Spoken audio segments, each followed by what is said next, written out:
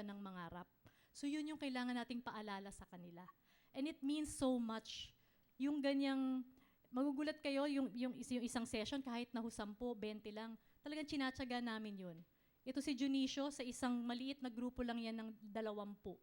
Pero 'di ba, magkaroon ka ng isang Junicio sa bawat 20 yun, laking tulong na. So yun po yung sharing ko. And higit sa lahat nga, hindi lamang bilang bahagi po ng traditional media, kasi hindi nga kailangan maging reporter para magawa ito. Lahat ho tayo pwede nating itong gawin dahil na high-tech na. Meron na tayong mga Twitter accounts at kung ano-ano pang teknolohiya at ano-ano pang gadgets. Thank you, Ms. Jean Castañeda. Interesting, no? Iba-ibang forms of media, culture, and arts, and inspiring to see Ateneans really out there making that change, that good change. Would we have any questions from our participants? Yes, Sir Benji. Benji Tolosa, I teach political science and development studies here. John, I have a question for you. I just want to push you further into reflection. And probably John Pao and Jing can also answer it. But siguro gusto ko lang palawakin yung pag-uusap, yung conversation. You started out by saying that you associated nation building and development with the state, di ba? And therefore defined it as a statist project, and therefore distance yourself from it. No? Medyo nagulat ako doon. No? Although you also said that in its broadest sense, nation building is about citizenship, no? Because media's primary responsibility is to citizens. No? Pero I mean, as a reader of your column, and I often text you about it, no? It seems when you write, it's not just about nation building or citizenship. In fact, I see something distinctive also in your writing. No? It's also about being not just a citizen, but as a believer, di ba? Because you do write explicitly about the church, no, about your faith, and you don't hide that. No? So siguro yun yung gustong tanong ko sa'yo, ano ba yung nakikita mong papel doon, yung talaban ng dalawang yun? No? Because I do see you building on that to critique the public space. It doesn't have to be statist, no, but it's about the public space and about the common good, using the groundedness in faith and the church. No? In fact, you ask yourself sometimes, are you a Catholic writer? Diba? And to critique the public space and the common good, but at the same time using that space also to critique the church. No? We've had that conversation a lot on the RH bill, no? On the role of the Ateneo, MVP, and mining and so forth. No? Siguro gusto ko lang tanungin, ano ba yung papel, yung talaban ng dalawang yun? No? Yung pagiging pagkaugat sa pananampalataya, pinanggalingan natin, tsaka yung pakikisalamuha mo sa larangang publiko, no? At pati Estado. Thank you. I'm tempted to say that, yes, thank you. I will reflect on that and I will get back to you one of these days. I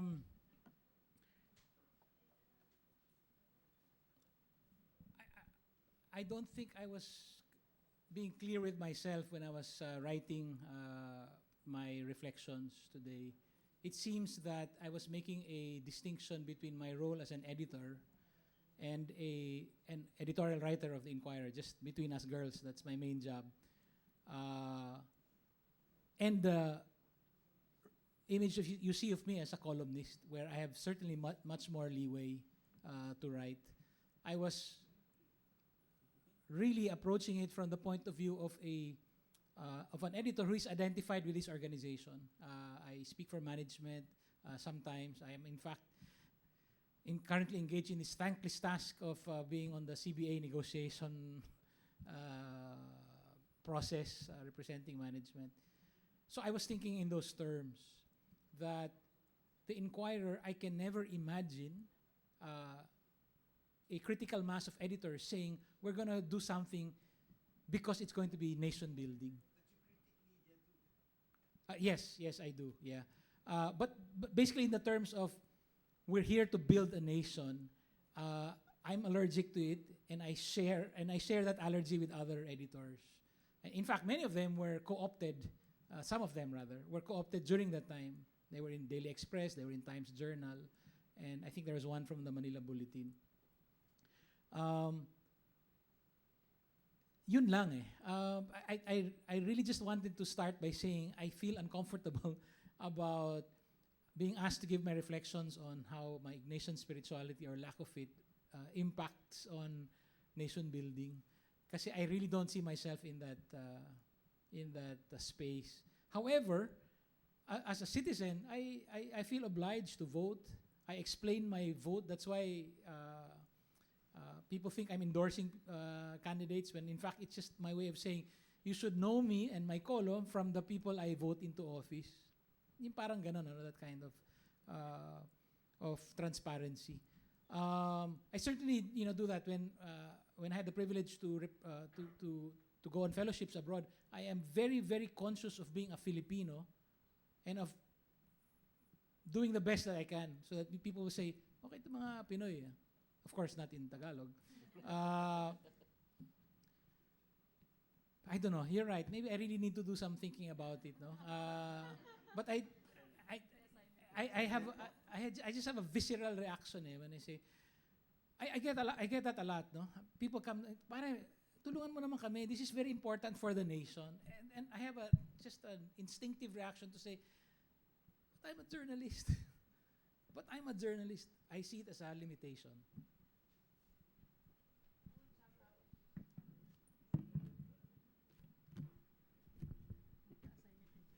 Thank you. Other questions or comments or insights? Sige. Actually, ako meron. While listening to the three of you, and I guess that's also partly connected to what Sir John said in terms of meron actually certain, so to speak, command sa Atenista, di ba? When you graduate, you're told na go out there and change the world. Di ba? Parang, I think we all get that. Pag graduate nyo, sa graduation nyo, makukuha nyo rin yan. Yan. But somehow, when that is said, that seems to have been put on a very idealistic point of view na just go out and change the world. And so my question to our three speakers, especially in media, no, I understand. I was also in comm and worked part-time in media also. It's a very challenging post to be in because it's so public, so to speak, diba? It's everyone can just look at media and say certain things about what media does to the country, etc. And so people would say it's actually being Atenean is actually a two-sided coin. The people who are making good change, who listen to that command upon graduation and change the world are out there. But at the same time, since we're also the gifted ones, the gifted Ateneans are also the ones ruining this country. So, parang two sides to being an Atenean. What would you say to that? Especially if you have worked with Ateneans who may not necessarily be in the same league of thinking as you are, but coming from the background of Ignatian spirituality and Atenean education. The two-sidedness of being an Atenean. The good and the bad. Ako na yung una. Okay. The youngest na utusan. Yeah.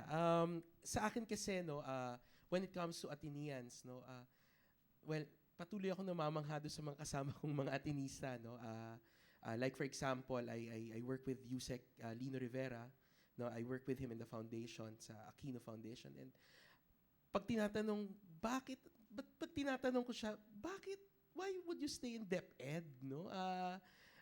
You had a very stable corporate job, you were being paid with lots and lots of money, and then you enter into government and public service, no? Ang ganda ng sagot niya, no? Ang lagi niya lang sinasabi, sabi niya, ginagampanan ko lang yung tawag ng Diyos. Sabi ko, kasi what will happen years from now, patuloy pa rin. And ang ganda-ganda lang lagi ng sinasabi niya. I go back to that calling, no?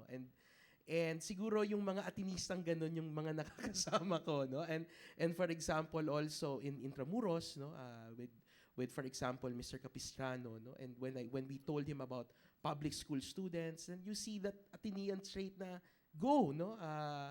Kaya rin nakaka-inspire, no? Now in the public schools, I work with Father Kaluwag, no? Carmelo Kaluwag, no?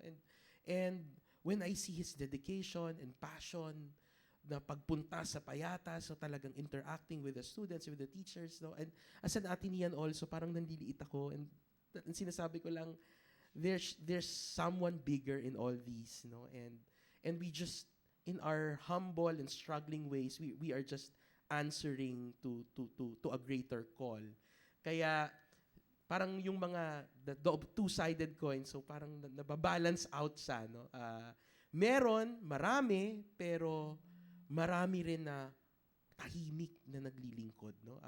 Now also that I taught for 7 years and I have students now teach and in the government also, no? For example, Dom Bulan, who graduated in the high school, valedictorian, and now works for finance, Department of Finance. So tinanong ko, bakit pamahalaan? No, sabi niya, because sir, ito yung tinuro ng Ateneo, and it's a good time for us, no? There's a momentum. And kaya yun, no, may marami Atenista na pumapalya, but when I see Ateneans like those, ay, may pag-asa tayo, no? May pag-asa tayo. Yung, totoo nga yung sinabi mo, no, na pag nag-graduate ka, sabihin, go out and conquer the world, change the world. Kaya nga ako, ganun nga yung naging point of view ko. Pero, yun nga yung naging palagay ko, yun ang mali eh. Kasi may certain ano pa rin eh, superiority complex dun sa ganong pananaw. And yun yung isang talagang natutunan ko. Marami tayong matututunan sa ibang tao kahit hindi sila Atenista. At kung magiging bukas lang tayo, marami tayong matututunan sa kanila na baka mas importante pa kaysa dun sa mga natutunan natin sa Ateneo. And then ikalawa, yun nga, tungkol dun sa mga pumapalyang Atenista. Hindi ko alam ngayon yung curriculum ng Ateneo, pero to be honest, during my time, or our time, parang TU of Lib lang yung naalala kong medyo may pagka-nation building eh. So baka may pagkukulang ang Ateneo pagdating doon. Hindi ako eksperto, so wag naman ma-offend si Father Jet. Wala naman siya, di ba? So, hindi, pero yun, like tulad nito, pinag-uusap tayo, di ba? Pero tayo eh. Baka magandang mga estudyante kasama nating nag-uusap, di ba? Nagbabahaginan. Lalo na sila naman din yung medyo mas dapat gabayan kasi sila yung naghahanapan ng direksyon. So baka kailangan i-reassess ng Ateneo yung curriculum, 'di ba? I mean, just like what I said kanina, given that 50% of our countrymen are below the poverty line, anong papel? How relevant now is the Ateneo education in this context? Yung mga ganong total mahilig naman tayo mag-reflect, 'di ba? So maybe, 'di ba? We should reassess. Thank you. Itong yabang ba ng Atenista, this elitist nature of our institution, is it just an Atenean thing or an Ignatian thing? I think the answer is actually, unfortunately, both. Our problems are not limited to the Ateneo. Almost any other Jesuit school in the world deals with the children of privilege. Why is that? Because St. Ignatius thought that was the way to change the world. That's from his own hard-earned sense of experience. When he was very old, he was 33, he realized, I wanted to serve the church. What did he do? He learned Latin beside school children in Paris. And then after that, naghanap sila, the best universities at that time. That's why we pride ourselves on academic excellence, because it goes all the way back to St. Ignatius. It is the charism, it is the gift of St. Ignatius that defines this creative tension. Sabi niya, power in the world, that's what moves the world. You need to be able to put your hand on the lever. Ang problema, and this is the reason why we have such a great saint, Pedro Arrupe, I'm sure will be canonized. In the 1960s, in the wake of Vatican II, he took a look around and looked at his society and he said, my God, we're running schools. Well, I'm dramatizing. He looked at the schools, the thousands of schools that the Jesuits are running, and realized we're producing the ruling class. What are we going to do? That is the reason for, what was that? General Order number 4. Okay? Yung man for others. Then naging man and women for others. We need to be able to look at ourselves, say, oo nga, anak ka ng mga mayayaman. Okay? Ang maganda naman kay St. Ignatius, he didn't look at the children of the rich and say, they will be damned forever. Okay? He looked at them and he said, this is one of the ways to save the world. Ang problema, yun ang tension. In fact, yun ang magandang tanong doon kanina sa, it was a very interesting discussion with Senator Pimentel, Governor Salceda, Justice Abad, and Administrator Esquivel. It's all right, sabi ni Coco. It's not only that you should, you should support us. We need your support, yung sinasabi niya. Ang magandang tanong doon is, what if the pressure, the wrong kind of pressure, comes from your fellow Ateneans? Di ba? Ano ba ang relationship ni... Atin-atin lang naman to, di ba? What is the relationship of Jerry Esquivel as head of MWSS and Manny Pangilinan, who runs one of the 2 major concessions? Di ba? Those are relationships that are fraught with so many things. Wala tayong mabibigay na, I think, clear-cut answer. In the end, it all boils down to our teachers, the way we were taught, and so on. Pero mukhang wala talagang mabibigay na tanong eh. All I can think of is that, really, this tension is there and will always be there because it's St. Ignatius' fault. Thank you. And actually, they say Ignatian spirituality is a spirituality that recognizes tensions. Yes. That's one of the things that's good about it. Hindi niya itinatanggi yung masama. In fact, nire-recognize niya. But the challenge is to temper it with the choice for the good. So, sana lang yung mga pumapalya mas sa Questions, comments, Sir Tim? Ako si Tim Gabuna sa Residence Halls. Yung between the broadcast at saka yung sa print media, may dating ba yung parang tagline ng ABS-CBN na in the service of the Filipino, whereas sa inquiry kasi parang parang neutral, parang fearless views, parang ganyang klase do.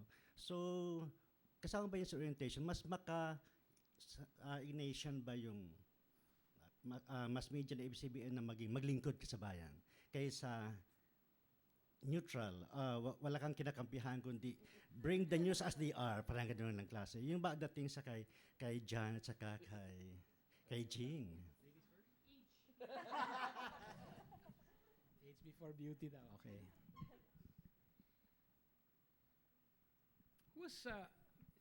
If we ask, well actually, social weather stations did ask this in 2011, who is the number 1 hero in the Philippines? And 3/4 across the nation, across all sectors, said Jose Rizal. Rizal wrote a very interesting letter in, April 1889, something like that. He explained to his fellow members of the fellow writers in Solidaridad. He almost became a Jesuit, he said. So that letter talks about why he didn't become a Jesuit. Okay? But in the course of explaining, he says, we never learned patriotism from the good Jesuit fathers at the time. But the good thing about them, they taught us about the best in the world, the excellent arts, and how to excel in those arts, and so on. So you see, he was already making a distinction. He went to a school that did not place pride of place in, that did not give pride of place to La Patria. Kasi nga medyo muddled yung concept ng nation. And yet, he ended up one of the founding fathers of our country. No? Sorry, that's a long, roundabout way of approaching your question. Kasi what I see, and in fact, you're right, marami talagang nakakita ng ganong difference. You can see that ABS-CBN reflecting the founding values of the first values of their founders, talagang in the service of the nation. Okay? Yung Inquirer, it's more craft. Balanced news, fearless views. Of course, we can spend the next hour here talking about whether we actually live up to those standards. Maybe we will need another seminar for that. But nakikita, do you see what the distinction that I see here? I hope you do see that. Yung sa Inquirer, ang tingin nila, craft eh. We were reacting to the corruption of the media, and these were some of the people now who had been co-opted. They started and say, okay, so ang ibig sabihin ng balance news sa amin is not to both sides. It means we are on the side of anyway, yung fearless views mas klaro. But again, it's more craft. Yung sa kanila, it's more country. Okay? Again, it depends on the founding values eh. So ang masasabi ko lang, sana naman is even if we are focused on craft, some of the people in the Inquirer do end up becoming patriots. You know,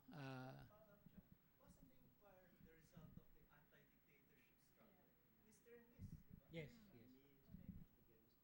Yes, but somehow the nucleus that started the Inquirer, kumbaga old-fashioned journalists, you had Eggy Apostol, you had Letty Magsanok, but you also had Max Sullivan, you had Louis Beltran, and they were all saying, everything that we learned about journalism, prostituted by Marcos, let's go back to the basics. Parang ganon sila. So even then, even some of the, well, unfortunately, they had just passed away, no? I mean, last year, si Gani Yambot, si Joe Pavia of the Philippine Press Institute, ganon sila mag-isip.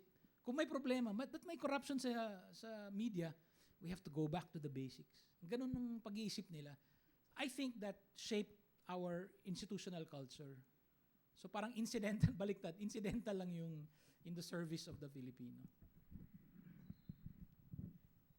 Maliban pa dun sa binanggit nga ni John, no, na of course, yung mga Lopez, mga Atenista, yung mga yan, and even, off camera, laging si Kapitan noon, si Henny Lopez, at si Gabi ngayon, with all his tell us, in the service of the Filipino, talagang hindi yun tagline. Sinasa puso talaga yun. Nung mga, hindi lang kami mga on-cam, yung mga off-cam, magugulat kayo, hindi naman malalaki sweldo po namin. Wala kaming overtime. Pero pag bagyo, talaga namang in the service of the Filipino. Walang yan, magbabalot yan ng relief goods, etc. Maglalakad ng gaano kalalayo. Iiwan ng pamilya para lang talaga dalhin ang balita. Pagdating na lang dun sa distinction, siguro, na yun dun mo na makikita yung market segmentation. Kasi ang ABS-CBN, talagang CDE yan. Siyempre may konting A, may konting B, pero CDE yan. Kaya ngayon yung sinasabi ko kanina ano yung halaga? How relevant is the institution vis-a-vis the audience or the context, diba? You're working in. Ang ANC, halimbawa, parang Inquirer siguro yun. Na, for me, may halintulad sa Inquirer. 24/7, news, 24/7. Kasi AB yun, ang target nun. Ang AB, hindi mo kailangang kalingain. Hindi nila masyado kailangan ng tulong, di ba? Pag bumagyo, kaya nilang pagawa sarili yung mga bahay nila. Pero yung CDE, kailangan niya ng alalay. Kaya doon talaga tinatanim sa ABS-CBN yung in the service of the Filipino worldwide. Thank you. Maybe one last question, because we will be treated to a short performance by Hero Square before we go. One last question. Performance na. Sige. Ako, one last question, and quickly siguro from each of you. Given that Ateneo actually tries to distinguish its education by having this service orientation imparted to its students, very quickly, would you still opt, if you had a child or if you had children, to send your children to an Ateneo education, risking that service orientation? It's too late. It's too late. My two daughters are here and they're enrolled in the college. Ako definitely. Ako rin, 100%. Okay. I'll introduce. So good news for Father Jet yun, that we end our panel with saying that Atenean parents would still opt to have their children educated by Ateneo because it's